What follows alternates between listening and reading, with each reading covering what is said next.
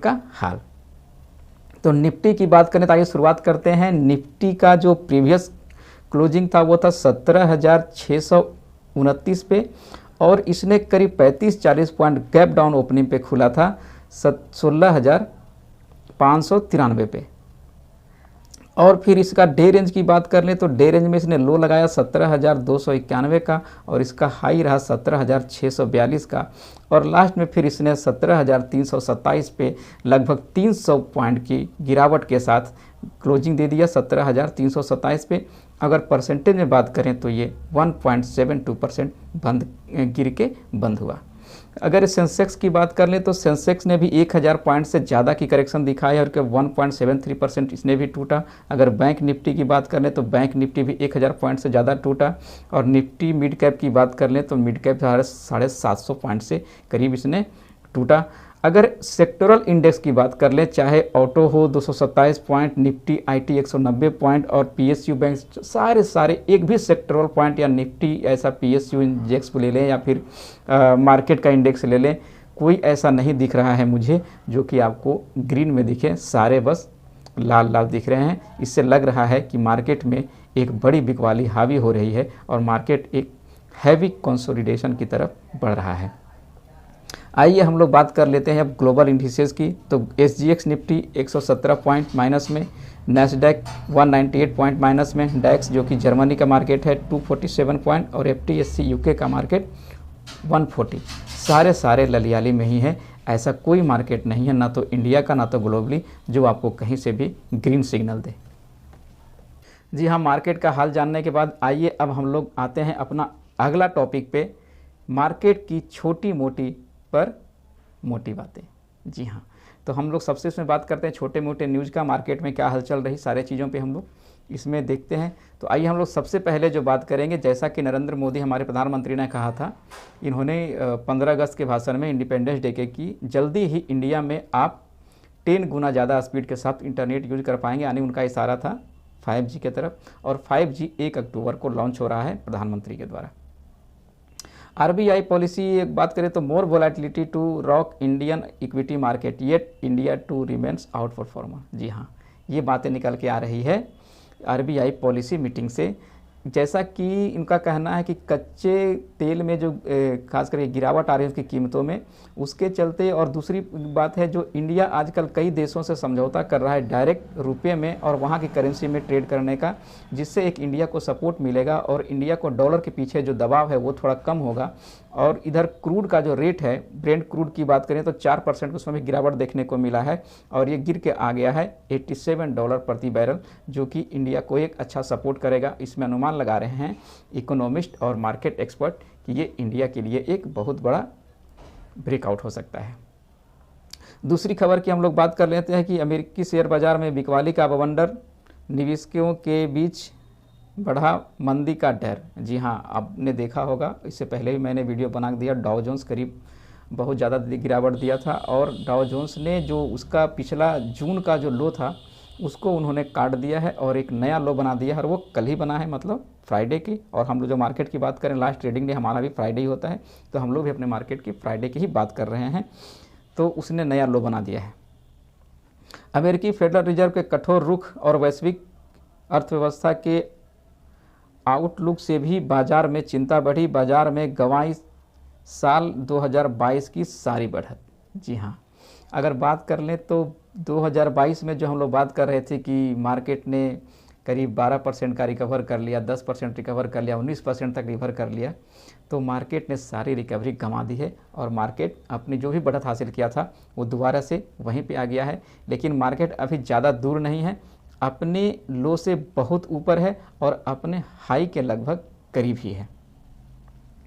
Bank of America ने 12 tactical idea दिए हैं, यानी दरअसल उनका एक एनालिसिस करा है उन्होंने। इंडियन स्टॉक मार्केट के 12 ऐसे स्टॉक को चुना है जिन्होंने उन पे अपना राय व्यक्त किया है कि इस पे वो नेगेटिव है और किस पे वो पॉजिटिव है। तो ये 12 की बात कर लें तो वो Maruti, CG consumer, PVR, SBI life, Tata steel, JS steel और सेल, ये 7 स्टॉक पे वो पुलिस का नज़रिया रखते हैं और उनका जो नेगेटिव नज़रिया है वो है टाटा मोटर, एयरटेल, इन्फोसिस, एचटीएल टेक और टेक महिंद्रा पे। इन 5 स्टॉक में उनका जो है वो बुलिश नज़रिया है, बेयरिश नज़रिया है, मतलब वो इसे नेगेटिव में देख रहे हैं। और टाटा ग्रुप ने, अगर अगली खबर की बात कर लें तो टाटा ग्रुप ने मेटल सेक्टर की अपने सारी छोटी बड़ी कंपनियों को टाटा स्टील में मर्ज करने का फैसला कर लिया है। आइए अब हम लोग बात कर लेते हैं मूड ऑफ द मार्केट। जी हाँ, हम इस एनालिसिस में जानेंगे कि अगले सप्ताह का मूड कैसे निर्भर करता है इस सप्ताह के हलचलों पे। तो आइए हम लोग जानते हैं कि अगले सप्ताह का मूड कैसा रहने वाला है मूड ऑफ द मार्केट में। तो देखिए, आजकल एक ट्रेंड चला हुआ है कि इंडियन स्टॉक मार्केट ने यूएस को फॉलो करना बंद कर दिया है। यूएस मार्केट में तो मंदी का ट्रेंड है, जबकि इंडियन स्टॉक मार्केट में तेज़ी का ट्रेंड है। और बात भी सही, अगर यूएस स्टॉक मार्केट का ग्राफ देखें तो साफ लग रहा है कि एक हाई बनाने का एक नीचे का डिप देता है, फिर नया थोड़ा सा ऊपर जाता है, फिर एक नया डिप बनाता है। जबकि इंडियन स्टॉक मार्केट का भी अगर ग्राफ देखें एक फ्राइडे से पहले तक का, तो ये था कि वो हर डिप पे एक नया हाई बना रहा है, जिससे कहा जा रहा था कि इंडियन स्टॉक का मार्केट यूएस मार्केट से ट्रेंड से अलग है।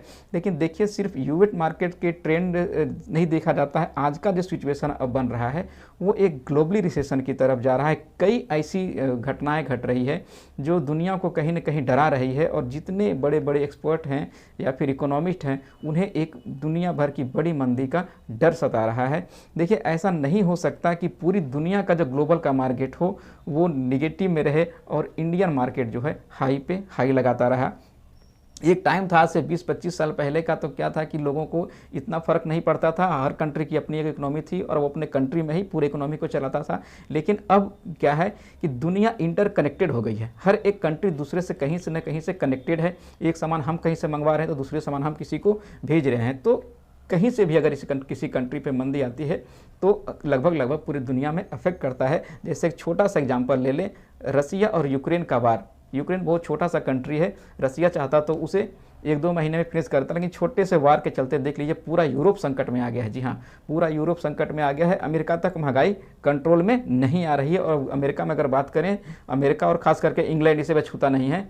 तो इन सारे देशों में जो महंगाई है अपने 40 सालों के उच्चतम स्तर पे आ गया है। और इतनी कोशिश करने के बावजूद जिस तरह से महंगाई कंट्रोल नहीं हो रही है, तो अब इकोनॉमिस्ट को यही लग रहा है, एक डर सता रहा है, कहीं ये मंदी पूरी दुनिया को अपनी चपेट में न ले। एक बार देखा जाए तो यूएस मार्केट जो है अपने लो के करीब आ गया है, और ख़ास करके इंडियन स्टॉक मार्केट को देखा जाए तो अपने लो से अभी भी बहुत ऊपर है। अगर कहा जाए तो अपने हाई से थोड़ा ही नीचे आया है। तो इस सब चीज़ों को देख के थोड़ा सा मार्केट में एक डर का माहौल है कि मार्केट, खास करके अगर देखे जाए तो ये सितंबर का जो है फर्स्ट वीक से बात कही कंसोलिडेशन स्टार्ट हो गया और एक हैवी कंसोलिडेशन देखा जा रहा है। और लेकिन इस बात का एक अच्छा संकेत मार्केट दे रहा है कि मार्केट ने एक हेल्दी कंसोलिडेशन दिया है। ऐसा नहीं कि मार्केट कहीं पे अचानक से क्रैश हो गया फिर अचानक से बढ़ गया। मार्केट ने बढ़त के साथ गिरावट दिखाई है और हर गिरावट के साथ फिर हल्की सी बढ़त दिखाई है। तो इसको हम लोग हैवी कंसोलिडेशन बोल रहे हैं। मार्केट एक अच्छा कंसोलिडेशन दे रहा है। लेकिन अब जो सिचुएशन बदल रहा है, जिस तरह से यूएस फेड ने इंटरेस्ट रेट में हाइक करा है, जिससे कि उसका डॉलर काफ़ी स्ट्रॉन्ग हुआ है, और इसका ऑब्वियसली हम लोग डॉलर में काफ़ी ट्रेड करते हैं, तो इंडियन स्टॉक मार्केट पे पड़ने वाला है। और इसके बाद हम लोग देखें कि फ्राइडे का जो मार्केट था उसके बाद ओपन हुआ, तो उसमें काफ़ी भारी गिरावट देखने को मिली इंडियन स्टॉक मार्केट में भी। तो ऊपर से एक नया हाई बनाने को तैयार नहीं दिख रहा है निफ्टी अभी, और ख़ास करके अभी नीचे बहुत बड़ी गिरावट तो नहीं दिखी है। लेकिन अगले सेशन में ऐसा लग रहा है कि लोगों का जैसे जैसे ये जानकारियां मिलेगी और लोगों के बीच ये रूमर बढ़ेगा, तो बिकवाली मार्केट में थोड़ा बहुत आ सकता है। बाकी तो मार्केट का कुछ कहा नहीं जा सकता क्या होता है। ऐसी स्थिति में अगर स्टॉक का स्पेसिफिक ट्रेड कर रहे हैं तो अच्छा है, थोड़ा सा इंडेक्स ट्रेडिंग से बचें। और अगर मेरी बात माने तो इंडेक्स ट्रेडिंग में खास करके नेकेड पोजीशन ना बनाएं। अगर आप फ्यूचर में ट्रेड कर रहे हैं तो उसे ज़रूर पुट से प्रोटेक्ट करें या फिर कॉल से राइट करके प्रोटेक्ट करें। नेकेड पोजीशन कभी भी फ्यूचर ऑप्शन में खास करके ऐसे सिचुएशन में ना बनाएं। बाकी तो खैर आप लोग बहुत इंटेलिजेंट हो, आराम से आप ट्रेड कर सकते हो मार्केट में। दूसरी बात, अगर एक बात और मैं खास करके बताता हूं कि अगर इंडेक्स फ्यूचर में किसी को बाइंग करना है या ऑलरेडी पोजीशन बना हुआ है, तो उसे कहीं से न कहीं से एक प्रोटेक्शन लगा दें।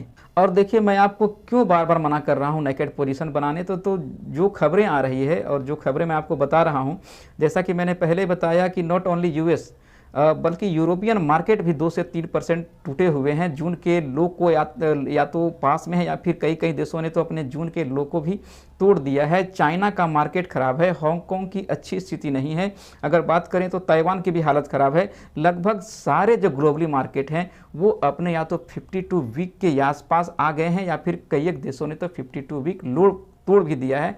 और ऐसे सिचुएशन में इंडियन स्टॉक मार्केट का अभी अपने हाई से इतना ऊपर ट्रेड करना, फिर अपने हाई के आसपास ही ट्रेड करना, ये थोड़ी सी डराने वाली बात है।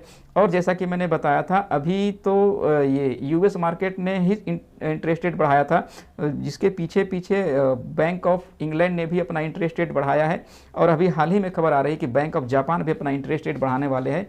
तो इन सब चीज़ों का एक स्टॉक मार्केट पे बहुत ही बड़ा इफेक्ट पड़ने वाला है। और मुझे लगता है कहीं ना कहीं से इन सब चीज़ों को मिला के वॉल्यूम कमेगी, एफआई वाले अपने पैसे यहाँ से निकालेंगे और एक बड़ा करेक्शन मार्केट में देखने को मिल। अब देखिए, इंडियन स्टॉक मार्केट में खास करके लॉन्ग में पोजीशन बनने का एक कारण ये भी आ रहा है कि अभी तक निफ्टी ने 17,000 का लेवल है उसको नहीं तोड़ पाया है। जी हाँ, और 17,150 का जो कि अगस्त का न्यूनतम स्तर है, ये इस पे एक बहुत बड़ा सपोर्ट लिख रहा है निफ्टी का। तो जब तक ये 17,150 का सपोर्ट टूटता नहीं है तब तक निफ्टी में बाइंग बनती रहेगी। और मुझे जैसा लग रहा है मार्केट का सिचुएशन कि इस बार अगर ये 17,150 का सपोर्ट टूटता है तो मार्केट में एक बड़ा करेक्शन आ सकता है। तो अभी मार्केट में थोड़ा सा संभल के ट्रेडिंग करिए, बड़े पोजीशन से बचिए। और अगर आपने किसी बड़ी पोजीशन पहले से ऑलरेडी बना रखा है तो उसको कहीं ना कहीं से फ्यूचर या ऑप्शन से उसको प्रोटेक्ट करिए। जी दोस्तों, कैसा लगा ये रिपोर्ट? जय हिंद, धन्यवाद।